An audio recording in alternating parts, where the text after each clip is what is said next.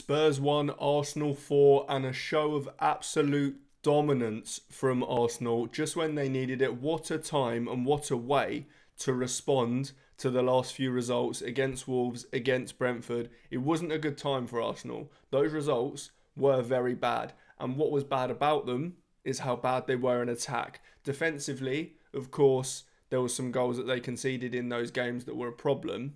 But the main problem was going forward. It was not killing those games when they had the chance to. It was looking toothless. It was looking non-creative. They didn't create much at all in those games. And it showed because it was a problem. They didn't kill the games. Today they did. They absolutely killed this game. And it was from two players who really needed goals. They needed goals more than anyone else on this Arsenal team, maybe apart from the left wingers. We'll get into those in a bit. But these two players needed goals. They needed a performance, and boy did they deliver. Both of these players played sensationally. I've been hugely critical of Gyökeres, like most people have, like so many others have. We've been so critical of him because we had high standards of him, and he really hasn't met them. He's been nowhere near it, in fact. But today, he was sensational. An unbelievable centre-forward performance. You saw it in the first 10 minutes. I think by the 7th minute, he'd already had 2 shots, which was more than however many he's had in the last X amount of Premier League games. You could see that it was going to be different today. You could see it when he got put through into that channel by Dragusin, cut back in, and then missed that shot wide. You could see then that that was different. You didn't see that from Gyökeres in the last few weeks, in the last few months, and most of the season, to be honest. But today, he really was unbelievable. That channel, especially between Archie Gray and Dragusin, he battered them. I mean, Dragusin actually didn't deal with him that badly 90% of the time. I think if it was a different centre-back there, a worse centre-back or a centre-back who played worse today, it could have been worse for Spurs because he was brilliant in that channel. He looked like he was actually pinning the defenders with good reason today as well, for a purpose. And not only that, his finishing was great. He got his shots off really quickly. That's been one thing that we've been hypercritical of him about, is that he takes too many touches. He looks so clunky. Today he didn't. He looked sharp. He played absolutely unbelievably. It was a fantastic centre-forward performance, and it was exactly what he needed to spark something. For Arsenal, they absolutely needed this. And another player who definitely needed this performance today, Eze, was fantastic. What we saw from him at Crystal Palace was that he was at his best when he was picking up the ball deep and he could drive forward with it. He could progress the ball with it at his feet. And he did that so much better today. And not only that, when it did come to the part where he had to be intricate and these quick 1-2 passes, like with Saka, for example, for the goal, he was brilliant at that today as well. I'm not sure if it was different tactically, but he was getting in much better positions, much better areas where he could carry the ball and he could actually do something with it. Maybe it was the fact that it wasn't your typical low block as such, but it was much better. This is exactly what we needed from Eze, especially because the creative outlets on the left still aren't doing it. The likes of Trossard, the likes of Martinelli still aren't doing it. It is kind of Eze and Saka that is having to be relied on, or certainly was in this game, but he was fantastic. And if he can kick on from this, then that is exactly what Arsenal need to finish this season. This left wing area for Arsenal, though, it is still a huge problem. Trossard, I thought, had a terrible game today, where most of Arsenal players actually played really well. Obviously, Eze played really well, Saka played well, Gyökeres was fantastic, Rice had a couple of moments, like for their goal, but besides that, he actually did play really well. Zubimendi, not sure he had his best game, and he hasn't been that great of late. But on the left, they've still got a huge problem, Arsenal. Martinelli has showed recently, and most recently against Wolves, that he is just not good enough. He just certainly isn't good enough. And Trossard, again, he started the season pretty well, but recently he has been terrible. He offered nothing on the left, nothing creatively. He made nothing happen. Every time he got the ball, he couldn't do anything with it. He lost it quite a lot as well in good positions for Arsenal. I still think it's a massively problem area for Arsenal, that left wing spot. And I don't quite know how it gets fixed. I think that Arsenal or Arteta just need to try putting Madueke out there, because we saw in the Wolves game, don't get me wrong, he wasn't unbelievable or anything like that, but at least he tried to make something happen. Trossard and Martinelli don't even try to make something happen at times.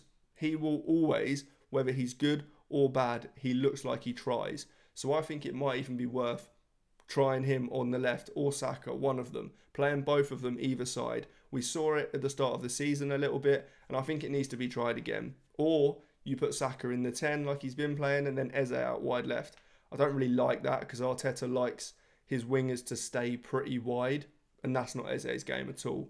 But you've got to try something, because it isn't working with Trossard or Martinelli. But for Spurs, this result is terrible. Spurs are in serious trouble now. Just 4 points adrift from West Ham, 4 points from that relegation zone. And under Igor Tudor, it didn't look much different today. Now, maybe you would say that you can't exactly expect it to look much different yet. Igor Tudor's only been in charge for a matter of a week or so, and it's a pretty tough fixture against Arsenal. I'm not sure that anybody was really expecting anything from Spurs, or any points at least, from this game, because Arsenal were always going to be quite dominant. But I do think that this was an opportunity for Spurs, especially given the week that Arsenal have had. Those 2 draws, not being able to create much going forward, there was an opportunity for Spurs, and they still look just as lacklustre. They still look just as boring, really, going forward. They don't have much at all. Kolo Muani was okay, in all fairness, but outside of that, Xavi Simons can't get on the ball enough in good positions to make anything happen.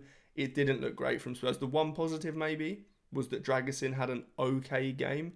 Gyökeres still battered him, really, but he had an okay game. Apart from that, it just was not good from Spurs. It doesn't look good for them. Like I say, 4 points adrift now.